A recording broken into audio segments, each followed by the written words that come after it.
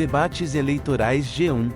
O G1 realizará uma série de debates com candidatos à prefeitura das 6 maiores cidades da Grande São Paulo, exceto São Paulo, começando em 23 de outubro com Diadema.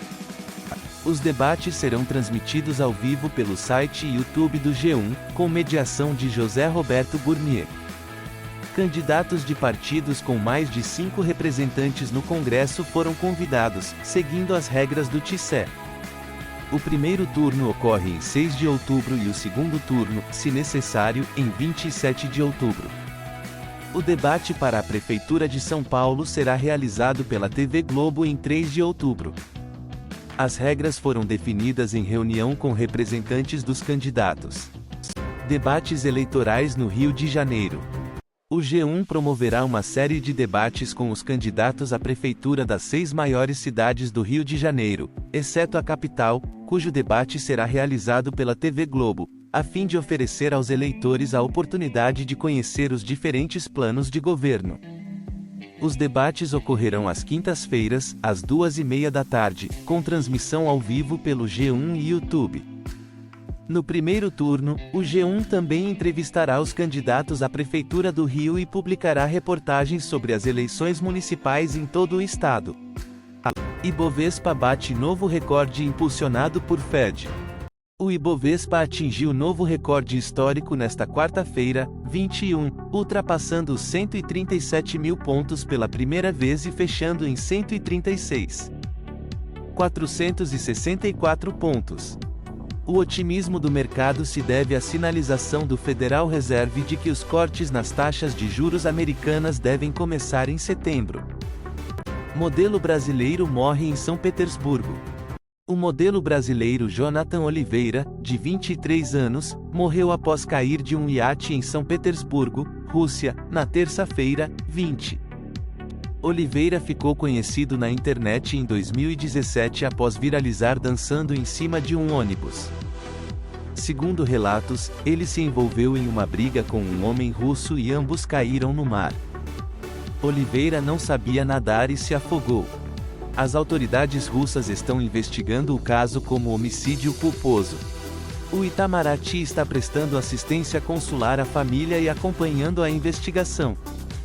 Candidatura de Marçal em São Paulo é mantida. Pedido de suspensão da candidatura de Pablo Marçal, PRTB, à Prefeitura de São Paulo foi negado pelo juiz Antônio Maria Patinhos Ors, da primeira zona eleitoral. O juiz argumentou que suspender a candidatura antes da análise do mérito violaria o devido processo legal. O pedido, feito pelo secretário-geral do PRTB, alegava que Marçal não cumpria o requisito mínimo de 6 meses de filiação partidária para concorrer. A defesa de Marçal celebrou a decisão, considerando-a justa e baseada em bom senso. Mulher morre após ser atropelada 3 vezes. Juliana Barbosa Soares, de 34 anos, foi morta após ser atropelada 3 vezes por um carro no Gama, DF. O principal suspeito do crime é o ex-companheiro dela, o Alisson Felipe de Oliveira, de 29 anos, que foi preso. A mãe e a filha de Juliana também foram atingidas e ficaram feridas. O caso é tratado como feminicídio. Jovem é encontrado morto no Rio. Um jovem de 21 anos, Otávio do Nascimento de Andrade, foi encontrado morto com marcas de espancamento no elevado do Joá, Rio de Janeiro. A família suspeita de crime de homofobia, já que nenhum pertence foi roubado. Otávio estava desaparecido desde domingo, quando foi deixado por um amigo em um ponto de ônibus. A polícia investiga o caso. Ministério da Justiça restringe imigração. O Ministério da Justiça e Segurança Pública, MJSP, implementará restrições à entrada de imigrantes sem visto, caso sua nacionalidade exija o documento para ingressar no Brasil. A decisão foi tomada em resposta a um relatório da Polícia Federal, PF, que identificou fraudes em solicitações de refúgio. Prazo para dividendos da Petrobras termina hoje. O prazo para investidores da Bolsa Brasileira se posicionarem em ações da Petrobras e receberem dividendos e JCP do segundo trimestre termina em 21 de setembro. O valor total a ser distribuído é de 13,57 bilhões de reais, representando 1,053 real por ação PETR3 e PETR4.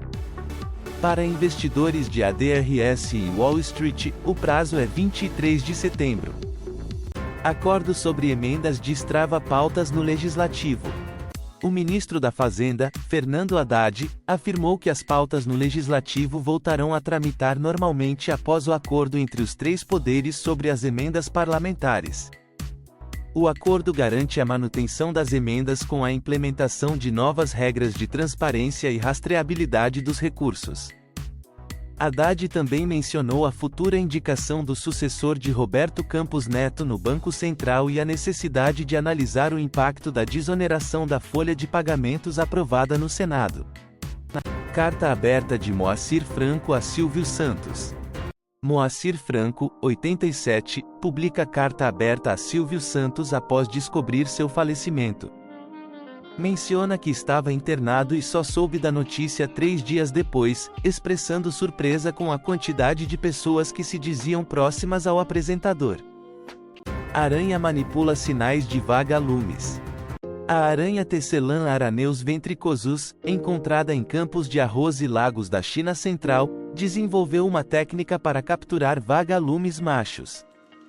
Após capturar um vagalume macho, a aranha o manipula para que ele emita sinais luminosos semelhantes aos das fêmeas, atraindo outros machos para a teia. Lula celebra normalidade entre os poderes.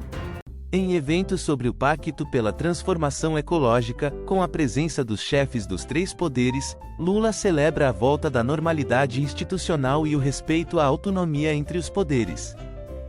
PSDB expulsa ex-presidente. O PSDB expulsou Fernando Alfredo, ex-presidente do Diretório Municipal, por violar princípios éticos e partidários, incluindo a propagação de informações falsas e ofensas contra líderes do partido. A decisão foi tomada com base em um dossiê de infrações. Alfredo afirmou que continuará defendendo a democracia. Leilão de áreas portuárias movimenta governo. O governo federal arrematou 5 áreas portuárias em leilão nesta quarta-feira, nos estados de Pernambuco, Rio Grande do Sul e Rio de Janeiro. Apesar do baixo número de participantes, a disputa foi acirrada. As áreas leiloadas destinam-se à movimentação de granéis, como milho e arroz. Cancelamento de planos de saúde. Usuários de planos de saúde que tiveram seus contratos cancelados unilateralmente denunciaram, em audiência pública na Comissão de Direitos Humanos do Senado, a prática direcionada a pessoas vulneráveis. Eles pedem a instalação de uma CPI para investigar o cancelamento dos planos e apontam omissão da ANS diante dos abusos das operadoras. O Ministério da Justiça prometeu ação em favor dos hipervulneráveis. Ibovespa bate novo recorde. O Ibovespa atingiu novo recorde histórico, ultrapassando os 137 mil pontos, impulsionado pela valorização das ações da Vale.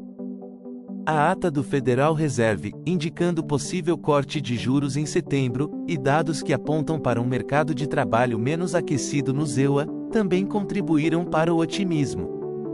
Outros destaques foram a CVC, que disparou após a entrada da WNT em seu capital, e a Petz, que continua a se beneficiar do anúncio de fusão com a Cobasi. Bolsas do EUA fecham em alta.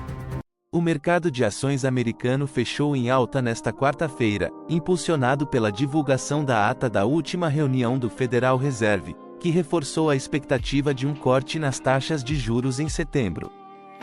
O S&P 500 subiu 0,40%, o Nasdaq avançou 0,57% e o Dow Jones teve uma leve alta de 0,14%.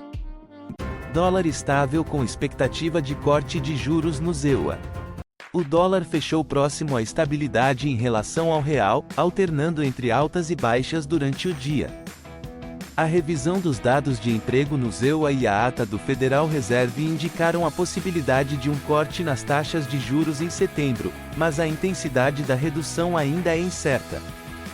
Investidores aguardam o discurso do presidente do Fed, Jerome Powell, em Jackson Hole para mais informações. No Brasil, a redução das apostas em uma elevação da Selic em setembro deu suporte ao dólar. Conselho de Ética pode votar cassação de deputado. O Conselho de Ética da Câmara pode votar na próxima quarta-feira, 28, o relatório sobre a cassação do deputado Chiquinho Brazão, Rio de Janeiro, suspeito de envolvimento no caso Marielle Franco. A relatora, deputada Jaque Rocha, PTS, já protocolou seu parecer, mas o documento segue em sigilo. A reunião pode ser adiada por um pedido de vista. Brazão se tornou réu no caso Marielle Franco recentemente, por decisão unânime do STF.